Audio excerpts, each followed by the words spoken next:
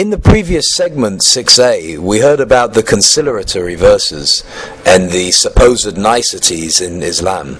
But where do the violent sections come from? Well, Muhammad's migration from Mecca to Medina is the famously called Hijrah. Thus begins the second period of the alleged revelations called the Medina period. The Medina became the headquarters of the first organized crime syndicate in history. Muhammad sent piratical raiding parties to slaughter, plunder, rape and enslave so-called unbelieving Arabs, the majority in the Arabian Peninsula. He also attacked the Christian and Judaized Arabs. These attacks were conducted in ambush, without warning, and invariably during the holy and forbidden months of the Arabs. To justify any and all of his criminal and unmerciful instructions to assassinate his opponents, to attack innocent and unsuspecting other Arabs, very convenient revelations were descended upon him by Allah through the angel Gabriel, whenever and wherever he needed them, thus sanctifying his actions. It was during the Medina period that the mantra twinning and invariably associating Muhammad with Allah was also revealed. Allah and His Messenger, Allah wa Rasulahu. It was also during the second period that almost all of the hate-mongering and warmongering verses of the Quran were descended.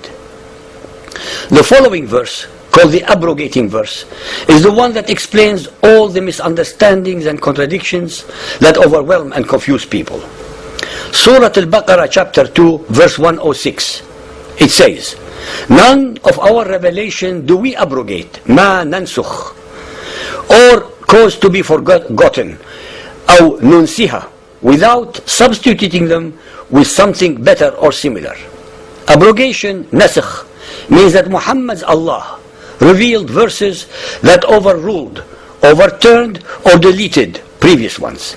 Now let us take what is called the sword or fighting verse, for example, which was revealed in Medina.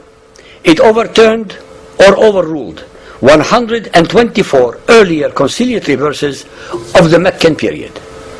Surah At-Tawbah chapter 9 verse 5 says, "But when the forbidden months are past, then fight and slay the pagans wherever you find them, and seize them, beleaguer them, and lie in wait for them in every stratagem of war." Ibn Arabi said, the verse of the sword, chapter 9 verse 5, has abrogated 124 verses of the Quran. According to Ibn Kathir, that the verse of the sword abrogated every peace treaty that had been made with the idolaters, that is, the pagan Arabs. Previously, you, the listeners, heard 3 conciliatory examples from the Meccan period. Now you will hear the verses which abrogated or overruled them. Take chapter 2 verse 256, which said, "Let there be no compulsion in religion. Truth stands out clear from error." This was abrogated by chapter 3 verse 85, which says, "If anyone desires a religion other than Islam, that is submission to Allah, never will it be accepted of him."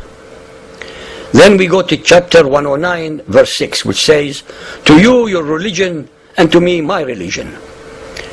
Now look at chapter 61 verse 9, which says, "It is he who has sent his apostle with guidance and the religion of truth, that is Islam, that he may proclaim it over all religion, even though the pagans may detest it."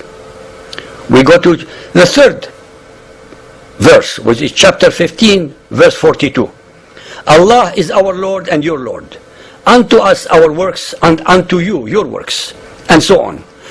And look at chapter 9 verse 29, which says, "Fight those who believe not in Allah nor the last day, nor hold that forbidden which has been forbidden by Allah and His Apostle, nor acknowledge the religion of truth, even if they are of the people of the book," that is the Jews and the Christians, "until they pay the jizya with willing submission and feel themselves humiliated."